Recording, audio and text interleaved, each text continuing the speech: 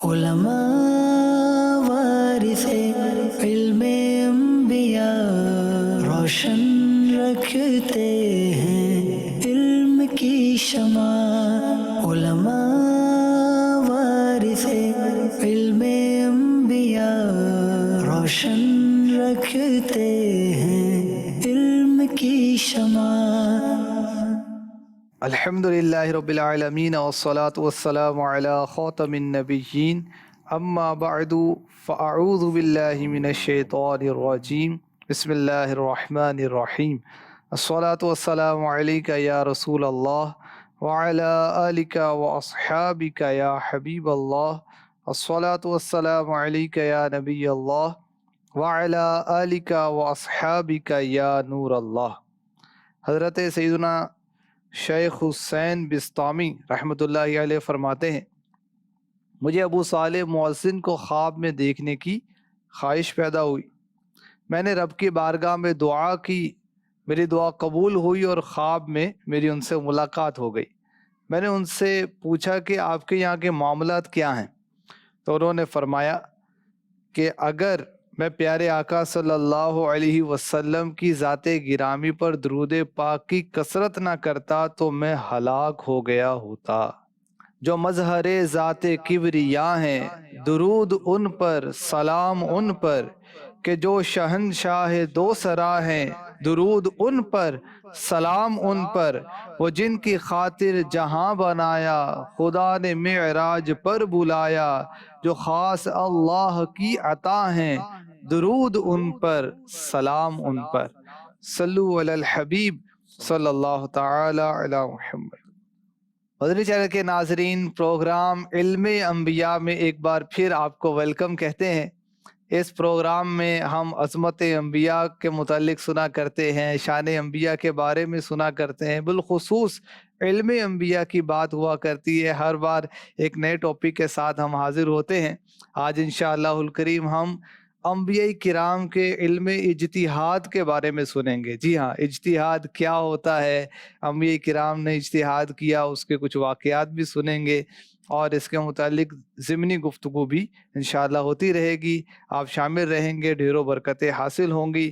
ابتداً ایک حدیث پاک اجتہاد کے تعلق سے عرض کرتا ہوں۔ ایک بار میرے آقا صلی اللہ علیہ وسلم نے حضرت معاذ رضی اللہ تعالی عنہ کو یمن بھیجنے کا ارادہ فرمایا۔ تو روانگی سے قبل میرے آقا علیہ الصلوۃ والسلام نے ان سے پوچھا کہ آپ وہاں جائیں گے تو مقدمات پیش ہوں گے، تو فیصلے کس طرح کریں گے؟ تو عرض کی حضور میں کتاب اللہ سے فیصلہ کروں گا۔ فرمایا اگر اس میں تم وہ حکم نہ پاؤ تو پھر کیسے فیصلہ کرو گے؟ عرض کی حضور میں سنت مصطفیٰ سے فیصلہ کروں گا۔ فرمایا اگر تم اس میں بھی نہ پاؤ، کتاب اللہ میں بھی نہ پاؤ اور سنت میں بھی اس کا جواب نہ پاؤ تو عرض کی کہ حضور میں اپنی رائے سے اجتہاد کروں گا اور درست فیصلے تک پہنچوں گا۔ میرے آقا صلی اللہ علیہ وسلم ان کے جواب سے خوش ہوئے، ان کے سینے پر تھپکی دی اور ارشاد فرمایا کہ اللہ پاک کا شکر ہے جس نے رسول اللہ صلی اللہ علیہ وسلم کے بھیجے ہوئے کو اس چیز کی توفیق بخشی جو اللہ کے رسول کو خوش کرے۔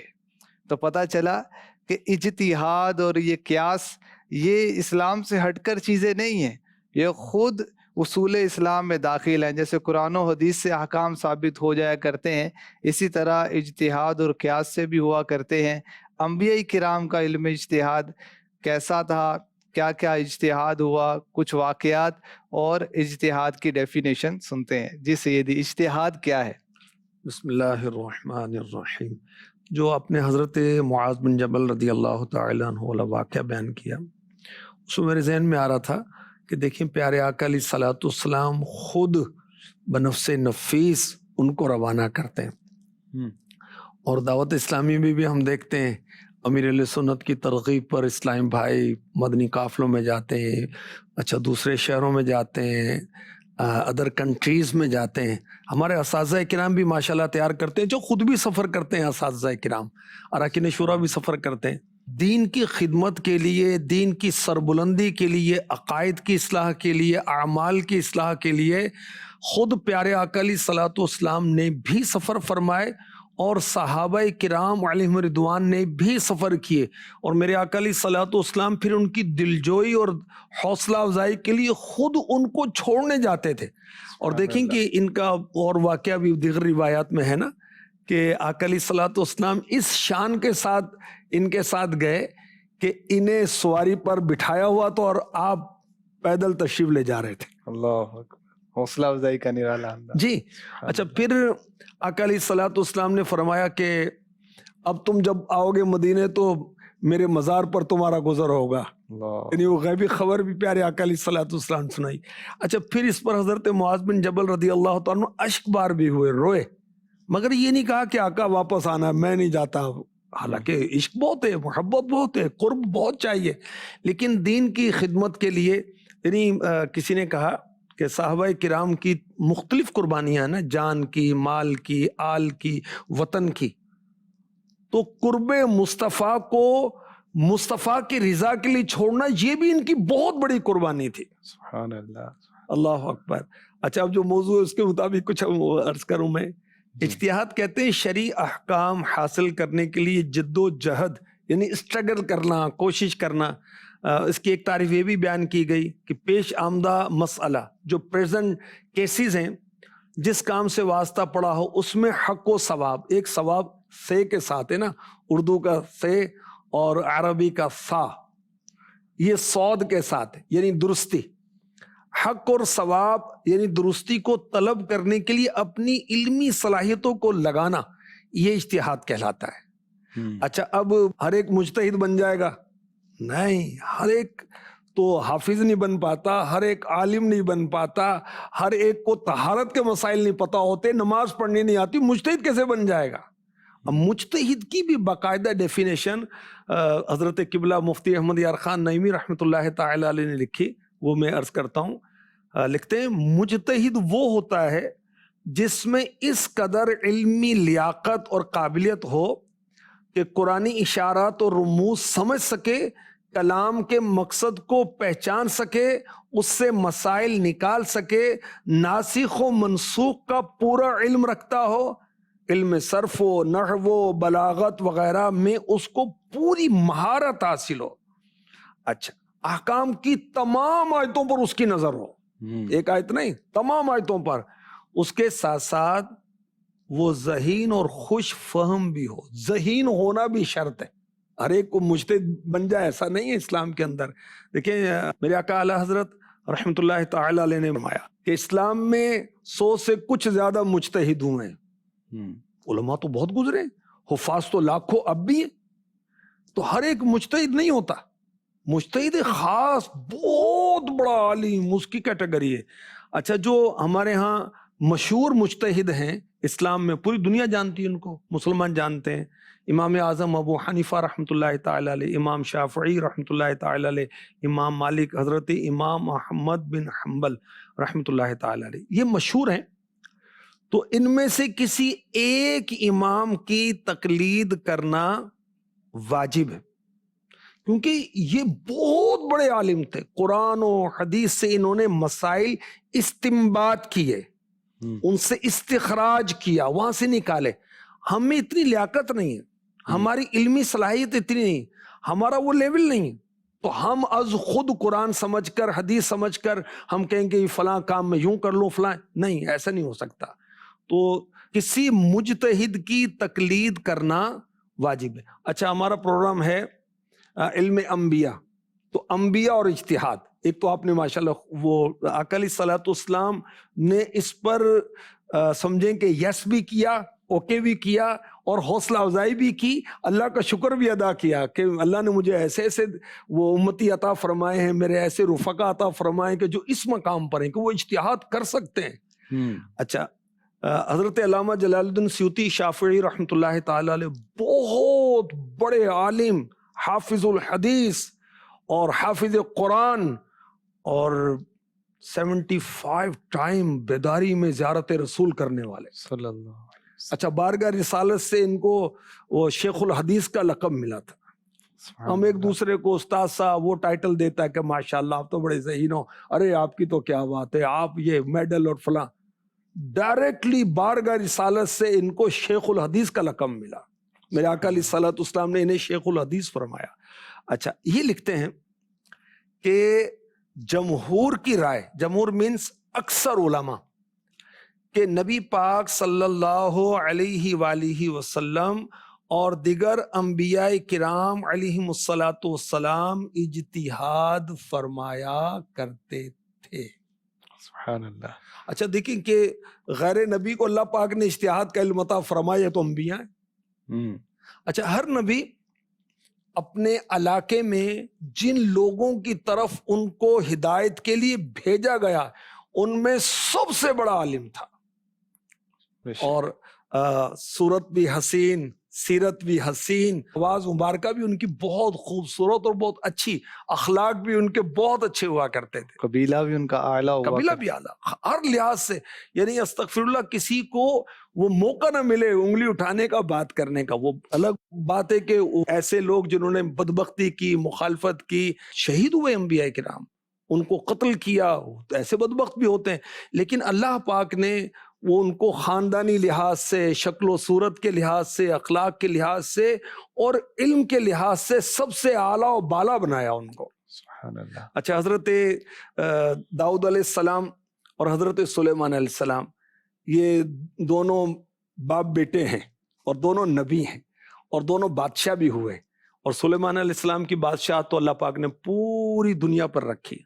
इनके इज्तिहाद के ताल्लुक से भी अर्ज करता हूँ, अल्लाह पाक ने दाऊद अलैहिस्सलाम, सुलेमान अलैहिस्सलाम को इज्तिहाद का इल्म अता फरमाया।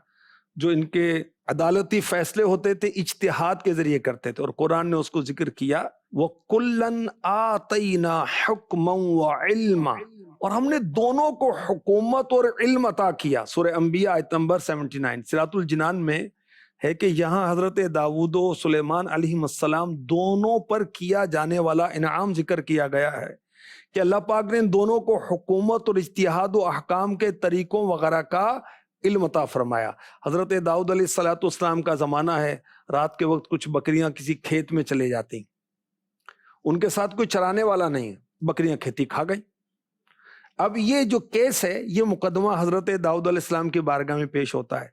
आपने फरमाया बकरियां खेती वाले को दे दी जाएं ताकि खेती का नुकसान पूरा हो जाए, और बकरियों की कीमत खेती के नुकसान के बराबर है। अल्लाह पाक ने इस मामले में एक बेहतरीन हल हजरत सुलेमान अलैहिस्सलाम को समझा दिया। क्या हुआ कि ये मामला हजरत सुलेमान अला नबीना अलैहिस्सलाम के सामने पेश हुआ। फरमाया फरीकैन के लिए इससे ज्यादा आसानी की सूरत भी है।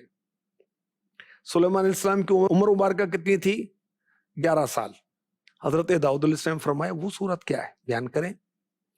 तो हजरत सुलेमान अलैहिस्सलाम ने ये तजवीज दी, बकरी वाला काश्त करे और जब तक खेती उस हालत को पहुंचे जिस हालत में बकरियों ने खाई है, उस वक्त तक खेती वाला बकरियों के दूध वगैरह से नफा हासिल करे, और खेती उस हालत पर पहुंच जाने के बाद खेती वाले को खेती दे दी जाए, बकरी वाले को उसको बकरियां वापस कर दी जाएं। हजरत दाऊद अलैहिस्सलाम ने इस राय को पसंद फरमाया। सुभान अल्लाह। तो अंबिया किराम इज्तिहाद कर रहे हैं, और वही बात है, अगर ये वही से फैसला होता तो सुलेमान अलैहिस्सलाम कोई और मुतबादिल हल तो ना देते। देखिए, दाऊद अलैहिस्सलाम ने मसले का हुक्म बताया जी, और हजरत सुलेमान अलैहिस्सलाम ने सूरत जो बताई ये सुलहों की सूरत थी कि दोनों फरीकन में सुलह इन शराइत पर हो जाए, इन बातों पर हो जाए। सुभान अल्लाह। इस तरह एक हदीस पाक है, मेरे आका सल्लल्लाहु अलैहि वसल्लम ने इरशाद फरमाया कि एक मामला इसी तरह हजरत दाऊद अलैहिस्सलाम के पास पेश किया गया। तो 2 औरतें थी, वो जंगल में किसी काम से गईं और बच्चे बिठा दिए गए। तो एक बच्चे को भेड़िया उठाकर ले गया, बच्चा एक बचा। तो अब औरतों में इख्तिलाफ हो गया, ये कहे मेरा बच्चा, दूसरी कहे मेरा बच्चा है। दोनों लेकर हजरत दाऊद अलैहिस्सलाम के पास पहुंची। तो हजरत दाऊद अलैहिस्सलाम ने देखा होगा जो भी ज़ाहिरी हाल से बड़ी के हक में फैसला कर दिया। अब ये केस हजरत सुलेमान अलैहिस्सलाम के पास ले गई, तो जाके मामला बयान किया। तो हजरत सुलेमान अलैहिस्सलाम ने कहा कि मसला तो आसान है, छुरी लेकर आओ, बच्चे के 2 पीस करता हूँ, आधा आधा ले लो। तो जैसे छोटी नहीं है सुना, तो उसने कहा कि हुजूर ये बच्चा बड़ी को दे दे। अल्लाह अल्लाह। तो आपने फरमाया कि ये बच्चा छोटी का है। تو یہ ایک اس کو قتل کرنا مقصود نہیں تھا ان کا، صرف وہ چیکنگ کے لیے تھا اور ایک ٹیسٹر تھا، تو وہ اس سے ظاہر ہو گیا. یعنی ان کا یہ فیصلہ کرنا مبنی بر وحی نہیں تھا. جی وہ تو آپ نے اپنی جو اللہ نے آپ کو صلاحیت دی، ذہنی صلاحیت، اس پر وہ آپ نے یہ فیصلہ فرمایا. جی. اچھا، ایک بہت پیاری روایت سناؤں میں، اس میں ایک چیز کا پتہ چلے گا. انبیاء کرام کو تو اللہ پاک نے معصوم فرمایا ہے. اب غیر نبی معصوم نہیں ہوتا، خطا ہو سکتی ہے رائے میں بھی، فیصلے میں بھی. اور حضرت عبداللہ ابن عمر اور حضرت ابو ہریرہ رضی اللہ عنہما دونوں فرماتے ہیں، فرمایا رسول پاک صلی اللہ علیہ وسلم نے، جب حاکم فیصلہ کرے تو کوشش کرے اور درست فیصلہ کرے تو 2 ثواب ہیں، ڈبل اس کے لیے اجر ہے. جب فیصلہ کرے تو کوشش کرے اور غلطی کرے تو اس کے لیے 1 ثواب ہے. اچھا، اب حدیث تو ہم نے سن لی، اب اس کی شرح کے بغیر ہمیں پلے پڑے گی نہیں. مفتی احمد یار خان نعیمی رحمۃ اللہ تعالی علیہ لکھتے ہیں، مجتہد کا فیصلہ اللہ رسول کے فرمان کے مطابق ہو جائے، یہ بھی اللہ پاک کا کرم ہی ہے.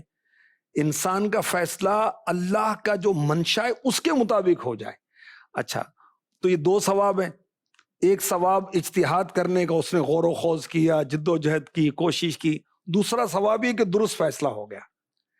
اچھا، اب مفتی صاحب فرماتے ہیں کہ قاضی عالم ہو بلکہ درجہ اجتہاد والا ہو. اگر وہ خود عالم و فقیہ نہیں ہے تو فقہا کے علم سے فائدہ اٹھائے، ان کا مقلد اور متبع ہو. جیسے آج کل دیکھیں کہ ججز ہیں، جسٹس ہیں، اب وہ عام طور پر علماء نہیں ہوتے، کوئی مفتی صاحب تھوڑی ہوتے ہیں. وہ قاضی جو شرعی قاضی تو وہ تو نہیں ہوتے نا. تو اب انہیں چاہیے کہ خلا، طلاق، وراثت، اس طرح کے معاملات بہت پیچیدہ ہوتے ہیں. تو شرعی حکم کیا ہے؟ کسی مفتی سے اس کا حکم شرعی معلوم کر کے پھر اس کو نافذ کریں. سبحان اللہ. تو خیر، اللہ پاک کا کرم ہے کہ اس کو اگر اس نے کوشش کی، پورا غور و خوض کیا، انصاف کے ساتھ فیصلہ کیا، اگر وہ غلط بھی ہو گیا اس کے لیے 1 ثواب. جتنے بھی مجتہد ہوں گے سب کے لیے یہی حکم ہے کہ وہ اجتہاد کریں گے، محنت کریں گے. درست فیصلہ ہو گیا تو بھی ثواب، بلکہ ڈبل ثواب. اجتہاد میں جو کوشش کی، غور و خوض کیا، اور اللہ کی رحمت ہے ڈبل ثواب مل رہا ہے. اور اگر خطا بھی ہو جاتی ہے تو بھی ان کو ثواب ملے گا. اور اس کی مثال یوں بھی بیان کی گئی کہ مسافر جو ہے وہ جنگل میں نماز پڑھے اور اسے سمت قبلہ کا پتہ نہ چلے، تو اب حکم یہ کہ اپنی رائے سے وہ جس طرف دل جمے اس طرف رخ کر کے نماز پڑھے، تحری کرے. جی. اگر 4 رکعت میں 4 طرف اس کی رائے ہوئی اور اس نے ہر رکعت میں ایک طرف پڑھی تو اگرچہ قبلہ ایک ہی طرف تھا مگر 4 رکعتیں درست ہوئیں اور اس کو نماز کا ثواب یقیناً مل گیا. تو یہاں پہ بھی اجتہاد وہ ایک تحریک کر رہا ہے اور غلطی پر بھی اس کو ثواب مل رہا ہے. 4 سمت میں نماز پڑھی ہے تو 1 رکعت کا نہیں 4 رکعتوں کا ثواب مل رہا ہے. تو جیسے آپ نے حدیث بیان کی کہ خطا بھی ہو تو بھی، کیونکہ 4 ائمہ ہیں، 4 طرح کی فقہ ہمارے یہاں مشہور ہے، چاروں امام برحق ہیں، لیکن فقہی مسائل میں جو ان کا اختلاف ہے تو جو جس بھی فقہ پر عمل کرے گا وہ درست ہی کر رہا ہے، ثواب ہی ملے گا. الحمدللہ. دیکھیں کہ امیر علیہ سنت کی کتابیں دیکھیں تو امام شافعی کی کتنی شان لکھی ہوئی ہے، آپ کے واقعات لکھے ہوئے ہیں. حضرت امام احمد بن حنبل کے واقعات لکھے ہوئے ہیں، امام مالک کے عشق رسول کے واقعات لکھے ہوئے ہیں. میں گیا تھا سری لنکا اور وہاں پر شوافے کی کثرت ہے. ٹیمل اسلام بھائی، تو الحمدللہ میں نے جو کولمبو کے فیضان مدینہ میں فرسٹ ٹائم جب گیا تو میں نے سب سے پہلے بیان فیضان شافعی کیا. امام شافعی کے فضائل بیان کیے. جو جس کی بھی تقلید کرتا ہے وہ سب درست ہیں، کوئی آپس میں ایسا نہیں، کوئی تعصب ہے، کوئی جھگڑا ہے، کوئی ایسا نہیں. ہاں، آپ نے تو بیان بھی کیا اور آپ نے وہاں پہ ماشاءاللہ دیکھا کہ شافعی جامعۃ المدینہ بنا ہوا ہے. دعوت اسلامی تو فقہ شافعی پڑھا رہی ہے کنیا میں. آپ تشریف لے گئے تھے کنیا میں؟ جی ہاں، آپ بھی تھے. اور فرسٹ ٹائم جب میں گیا تو اس وقت تو آپ نہیں تھے، سیکنڈ ٹائم آپ تھے. اور الحمدللہ ممباسا میں بھی فقہ شافعی کے مطابق دعوت اسلامی کا جامعۃ المدینہ چل رہا ہے. تو اللہ کا کرم ہے. بلکہ اور مزید عرض کروں، بہت سارے ہمارے جو ناظرین اور ہمارے جو طلبہ کرام ہیں، اساتذہ کرام ہیں، ناظمین کرام ہیں، ان کے لیے اپڈیٹ ہوگی کہ الحمدللہ جیسے نماز کے احکام کے 12 رسالے ہیں نا، جی اسی طرز پر فقہ شافعی کے مطابق رسائل لکھے جا رہے ہیں. نہیں، حنفی فقہ شافعی پر لکھ رہے ہیں، اور 7-8 رسالے غالباً وہ کمپلیٹ ہو گئے.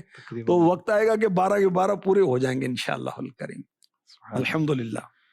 انبیاء کرام کے اجتہاد کا ذکر ہو رہا ہے، اور انبیاء کے سردار صلی اللہ علیہ وسلم، ان کا بھی علم اجتہاد ثابت ہے، روایات میں اس کا ملتا ہے. کچھ علم مصطفیٰ کے حوالے سے بھی ارشاد ہو جائے. پیارے آقا علیہ الصلوۃ والسلام نے رمضان کے پہلے عشرے میں اعتکاف کیا، پھر ترکی خیمے کے اندر درمیانی عشرے میں اعتکاف کیا، پھر سر اقدس کو خیمے سے باہر نکال کر فرمایا ہم نے اس رات کی تلاش میں پہلے عشرے کا اعتکاف کیا، پھر درمیانی عشرے کا اعتکاف کیا، پھر ہمارے پاس آنے والا آیا اور مجھے بتایا کہ وہ رات آخری عشرے میں ہے. اب اس حدیث کے تحت مفتی احمد یار خان نعیمی لکھتے ہیں کہ پہلے 2 عشروں کے اعتکاف کے وقت پیارے آقا علیہ الصلوۃ والسلام کو شب قدر کی اطلاع دی نہیں گئی تھی، تو آپ نے وہ جو تلاش کی اپنے اجتہاد سے اس کی تلاش کی تھی. وہ اجتہاد مصطفیٰ تھا. وہ اجتہاد کرنا ثابت ہے پیارے آقا علیہ الصلوۃ والسلام. مقدمات بھی بیان کیے جا سکتے ہیں، مقدمات بھی پیش ہوتے رہے، اور اس کے حوالے سے بھی میرے آقا علیہ الصلوۃ والسلام تو وہی سے فیصلے ہوتے تھے، اجتہاد سے بھی فیصلے ہوتے تھے. جی. اور دیکھیں کہ ہم ایمان والوں کے عقائد میں سے ہیں کہ اللہ پاک نے انبیاء کرام کو جو جو خصوصیات عطا فرمائیں سب کے مجموعے کے برابر، بلکہ اس سے بڑھ کر اپنے محبوب کو وہ صلاحیتیں، وہ علم عطا فرمائے، وہ فضائل عطا فرمائے. سبحان اللہ. تو کیسے ہو سکتا ہے کہ سلیمان علیہ السلام، داؤد علیہ السلام اور دیگر انبیاء تو اجتہاد فرمائے، اور میرے آقا علیہ الصلوۃ والسلام کو اللہ پاک یہ فضائل عطا نہ فرمائے؟ آپ کا تو سب سے بڑھ کر مقام و مرتبہ ہے. سبحان اللہ. ناظرین، آپ نے سنا کہ اللہ پاک نے اپنے نبیوں کو جہاں دیگر علوم عطا فرمائے ہیں، علم اجتہاد بھی عطا فرمایا، اور انبیاء کرام اجتہاد فرماتے رہے. اور اب میرے آقا صلی اللہ علیہ وسلم کے صحابہ کرام، ان میں بھی مجتہد صحابہ کیٹیگری بنائی گئی، اور مجتہد صحابہ کا ذکر ملتا ہے، اور پھر تابعین میں مجتہد ہوئے، اور آگے مجتہدین کی ایک تعداد ہوئی، اور آج ہم ان کو فالو کرتے ہیں. جو واضح احکام ہیں اللہ پاک کے بارے میں، جو عقائد ہیں، اللہ ایک ہے، اللہ نے ہم سب کو پیدا کیا ہے، تو یہ ایسے معاملات ہیں، اس میں تقلید نہیں ہوتی. لیکن وہ احکام شریعہ جو واضح نہیں تھے، ہمارے لیے اجتہاد کر کے استنباط کیا ہے، فروعی مسائل ہوتے ہیں، ان میں ہمیں کسی مجتہد کو فالو کرنا ہوتا ہے، کیونکہ عام بندہ اس کی صلاحیت نہیں رکھتا. اللہ پاک ہمیں مجتہدین کرام کے صدقے میں علم نافع عطا فرمائے، اور ہمیں حقیقی سچا مسلمان بنائے. الحمدللہ پروگرام میں سوالات کا بھی سلسلہ ہوا کرتا ہے، تو آئیے اب بڑھتے ہیں سوال کی طرف اور سنتے ہیں کہ سائل ہم سے کیا پوچھنا چاہتے ہیں. السلام علیکم. وعلیکم السلام ورحمۃ اللہ وبرکاتہ. اگر السلام علیکم کہیں تو 10 نیکیاں، السلام علیکم ورحمۃ اللہ کہیں تو 20 نیکیاں، اور اگر کہیں السلام علیکم ورحمۃ اللہ وبرکاتہ تو 30 نیکیاں حاصل ہوتی ہیں. جی. کیا میں یہ پوچھ سکتا ہوں، آپ لوگ عوام کے بچوں کو عالم اور حافظ بنانا چاہتے ہیں، اور اپنے بچوں کو ڈاکٹر اور انجینئر بنانا چاہتے ہیں، ایسا کیوں ہے؟ کیا خیال ہے؟ آپ قافلے میں سفر کریں، مدنی مذاکرے دیکھیں، آپ کا خیال ٹھیک ہو جائے گا. اللہ آپ کا بھلا کرے. الحمدللہ دعوت اسلامی کے اندر کتنے ایسے اسلامی بھائی ہیں کہ خود بھی وہ عالم و حافظ ہیں، آگے ان کی اولادیں، ان کے بچے، ان کی بچیاں بھی حافظہ اور عالمہ ہیں. اور الحمدللہ اللہ کا کرم ہے، میرا ایک بیٹا جو ہے وہ مدنی بھی ہے، حافظ قرآن بھی ہے الحمدللہ. اور ایک یہ تو میں نے اپنی مثال بتائی نا، گھر کی بات بتائی. اچھا، حاجی اسد مدنی جو ہمارے رکن شورا ہیں جامعۃ المدینہ کے مجلس کے، تو ان کے بچے بھی جامعۃ المدینہ میں پڑھ رہے ہیں. اچھا، حاجی رفیع، ان کے تو بچے کئی مدنی ہو گئے، ان کی بچیاں مدنیاں ہیں، ان کی بہو بھی مدنیاں ہیں. اور اچھا مثالیں میں کتنی آپ کو دے سکتا تو ہوں. حضور آپ اسلامی بھائیوں کی مثال دے رہے ہیں، تو عوام میں بھی کوئی ایسا لوگ حفظ کرواتے ہیں اپنے بچوں کو؟ آپ سروے کروا لیں، آپ کی جائزہ مجلس ہے نا پاکستان مشاورت آفس میں, یہ تو آپ شاید سروے کروا لیں نیٹ کہ پہ یہ مل جائے گا. جو لاکھوں بچے جو مدرسے اور جامعات میں پڑھ رہے ہیں, یہ اس میں غالب تعداد جو نا اغلب جو ہے وہ اسلامی بھائیوں کی تعداد ہے. تو الحمدللہ. اچھا پھر یہ جب پیپر ہوتے ہیں تو یہ آپ نے وہ پکچرز دیکھی ہوں گی, ابا اور بیٹا اکٹھے پیپر دے رہے ہیں. تو یہ چیزیں بھی موجود ہیں, اور عوام میں بھی تو ایک طبقہ ہے نا جو اپنے بچوں کو حفظ کے لیے بھیج رہا ہے. الحمدللہ. یہ اصل میں یہ کہہ رہے ہیں کہ آپ لوگ, تو میں اس کا عرض کر رہا ہوں. نہیں تو کیا لوگ تو اب ڈاکٹر بھی بنانا چاہتے ہیں بچوں کو, اب دیکھیں, کیوں ان کو ادھر لے آ ڈاکٹر رہے ہیں؟ بنے, انجینئر بنے. دیکھیں معاشرے کو ڈاکٹر کی بھی ضرورت ہے, انجینئر کی بھی ضرورت ہے, مستری کی بھی ضرورت ہے, مزدور کی بھی ضرورت ہے, جو آرکیٹیکٹ ہوتے ہیں ان کی بھی ضرورت ہے, پائلٹ کی بھی ضرورت ہے, ڈرائیور کی بھی ضرورت ہے, مکینک کی بھی ضرورت ہے. عالم کی ضرورت سب سے بڑھ کر ہے. تو تاجر بھی چاہیے, سب چاہیے نا بھائی, سب بنائیں آپ, تو عالم بھی بنائیں. اچھا لیکن چاہیے کیا کہ جب اللہ کے نام پر کوئی چیز دینی ہے تو سب سے بیسٹ جو ہو نا وہ دینی چاہیے. میں جمعے میں بیٹھا ہوا ہوں اور ابھی چندے کا امام صاحب نے, خطیب صاحب نے اعلان کر دیا, تو میں سب سے چھوٹا نوٹ, اور وہ بھی جو پھٹنے کے قریب ہے نا, وہ نکال کے اور دیکھ کے احتیاط سے بھی بڑا نوٹ نہ آ جائے وہ ڈال رہا. ارے یہ کیا اللہ کے بندے. اچھا اس طرح اپنی اولاد کو جو شائننگ ہے نا, شائننگ اسٹوڈنٹ, سب سے جینیس, سب سے ذہین, انٹیلیجنٹ ہے, اس کو حافظ اور عالم بنانا چاہیے. دیکھیں کتنے یہ مذہبی طور پر انشاءاللہ ہم ترقی کریں گے, اخروی طور پہ ترقی کریں گے, دینی طور پہ ترقی کریں گے, تنظیمی طور پہ ترقی کریں گے. سبحان اللہ. تو اللہ کی راہ میں وہ چیز دی جائے جو ہمیں زیادہ پیاری ہے. تو اولاد میں بھی جو زیادہ پیارا ہے, بلکہ ساری اولاد ہی ہمارا ہے کیا اللہ نے عطا بے شک, کیا ہے, بے سب شک, اسی بے کے شک, دین کے لیے بے شک. ہم وقف کریں. اللہ کریم ہمیں توفیق عطا فرمائے. آمین. بڑھتے ہیں اگلے سیگمنٹ کی طرف جس کا نام ہے ایک آیت ایک عقیدہ. علماء وارث علم انبیاء روشن رکھتے ہیں علم کی شمع. صلو علی الحبیب صلی اللہ تعالی علی محمد وعلی آلہ وصحبہ وبارک وسلم. اے عاشقان رسول, ہمارے آقا, ہمارے مولا, مکی مدنی مصطفیٰ صلی اللہ تعالی علیہ وآلہ وسلم سب سے اولا, سب سے اعلیٰ, سب سے بالا, سب سے بالا. ہمارے حضور صلی اللہ تعالی علیہ وآلہ وسلم سے بڑھ کر اللہ کی ساری مخلوق میں کسی کا کوئی مرتبہ نہیں. نبی محترم صلی اللہ تعالی علیہ وآلہ وسلم انسان اول حضرت آدم علیہ السلام سے لے کر قیامت تک جتنی بھی مخلوقات آئیں گی, سب سے افضل, سب سے اعلیٰ, سب سے بالا, سب سے والا ہے.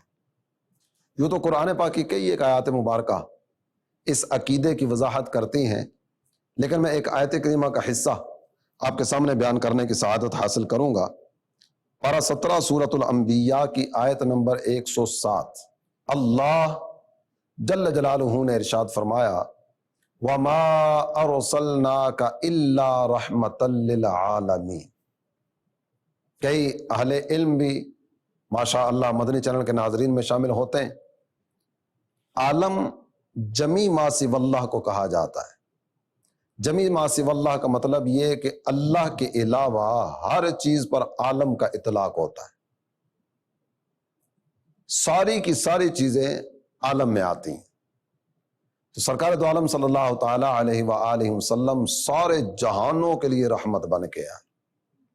تو جب ہمارے آقا صلی اللہ تعالی علیہ وآلہ وسلم سارے جہانوں کے لیے رحمت بن کے آئے, تو حضور صلی اللہ تعالی علیہ وآلہ وسلم سارے جہانوں میں ہر ایک سے بڑے مرتبے والے ہیں. اللہ تعالی جل جلالہ رب العالمین ہے, ہمارے حضور صلی اللہ تعالی علیہ وآلہ وسلم رحمت للعالمین ہے. اور حضور صلی اللہ تعالی علیہ وآلہ وسلم نے کئی ایک مقامات پر خود اس کا تذکرہ بھی فرمایا. میرے آقا ارشاد فرماتے ہیں, انا سید ولد آدم, میں ساری اولاد آدم کا سردار ہوں. انا اکرم الاولین والآخرین, میں پہلوں اور پچھلوں میں سب سے زیادہ عزت والا ہوں۔ تو سرکار دو عالم صلی اللہ تعالی علیہ وآلہ وسلم مقام کے اعتبار سے، مرتبے کے اعتبار سے سب سے افضل، سب سے اعلیٰ، سب سے بالا، سب سے والا ہے۔ اعلیٰ حضرت امام اہل سنت کا یہ مبارک شعر بچے بچے کی زبان پر ہے، اور یہ اسی آیت کریمہ کی ترجمانی بھی اس شعر میں ہے کہ سب سے اولا و اعلیٰ ہمارا نبی، سب سے بالا و والا ہمارا نبی۔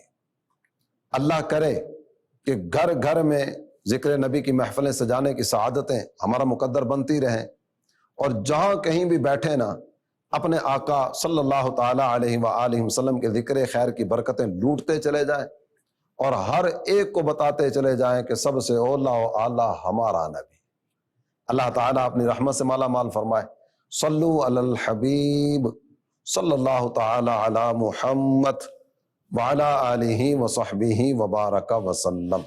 اللہ کریم ہمیں قرآن پڑھنے اور سمجھنے کی توفیق عطا فرمائے۔ جی مزید سوال چلائیے۔ السلام علیکم ورحمۃ اللہ وبرکاتہ۔ وعلیکم السلام ورحمۃ اللہ وبرکاتہ۔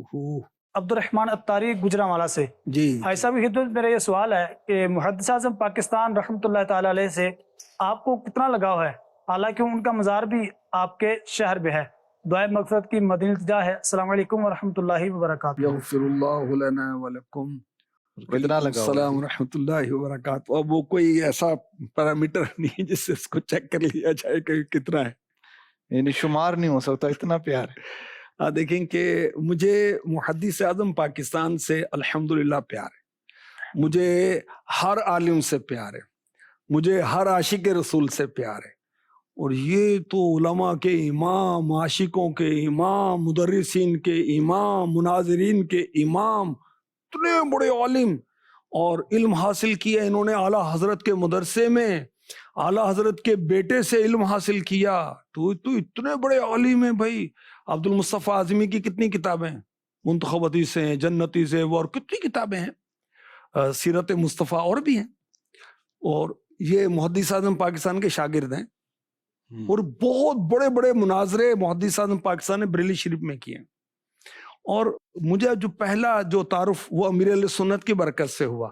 فیضان سنت میں امیر اہل سنت نے ان کے ایک مدنی بہار لکھی، آپ کا انتقال ہوا تھا کراچی میں، پھر بذریعہ ٹرین آپ کے جسد اقدس کو فیصل آباد لایا گیا، تو پھر جھنگ بازار میں جو سنی رضوی مسجد ہے وہاں پر آرام فرما ہے۔ تو جب کچہری بازار سے جو فیصل آباد کو جانتے ہیں ان کو اندازہ ہوگا، آپ کا جنازہ مبارکہ لایا گیا تو لوگوں نے بیداری کے اندر جاگتی آنکھوں کے ساتھ دیکھا کہ نور کی بارش ہو رہی ہے۔ سبحان اللہ۔ یہ واقعہ امیر اہل سنت نے فیضان سنت جو قدیم تھی نا پہلے اس میں لکھا تھا، تو اس سے تعارف ہوا، اور بہت اس پر ان کی عقیدت دل میں گھر کر گئی الحمدللہ۔ اس وقت میں فیصل آباد آیا نہیں تھا، 1991 میں آیا ہوں میں فیصل آباد۔ اچھا، پھر الحمدللہ نواب شاہ میں ہمارے والد صاحب وہ عاشقان رسول کی مسجد میں ہمیں لے کے جاتے تھے نماز کے لیے، تو ہمارے والد صاحب کسی پیر صاحب سے مرید بھی تھے، عاشق رسول تھے الحمدللہ۔ تو وہ جن امام صاحب حافظ محمد مصری رحمۃ اللہ تعالی علیہ کے پاس میں بچپن میں پڑھتا تھا، یسرنا القرآن، وہ محدث اعظم پاکستان کے شاگرد تھے، وہ محدث اعظم پاکستان کے مرید تھے، اور وہاں جو مدرسہ تھا نا جس میں پڑھتا تھا اس کا نام تھا سردار العلوم۔ تو محدث اعظم پاکستان کا فیضان بچپن سے جاری ہے۔ اچھا، اس کے بعد اللہ نے اسباب بنائے، میں آئی گیا ان کے قدموں میں، تو ایک دفعہ نہیں میں نے بارہا حاضری دی الحمدللہ مزار اقدس پر فاتحہ خوانی کے لیے، اور ایک مرتبہ ایک تنظیمی بہت مشکل تھی، کہیں کسی نے درس روک دیا تھا، تو میں نے جا کر وہاں فریاد کی، کیونکہ وہ اپنی نسبت محدث اعظم پاکستان سے ظاہر کرتے تھے۔ الحمدللہ اگلے دن ہی پیغام آ گیا ان کی طرف سے کہ آپ ہماری مسجد میں درس شروع کریں۔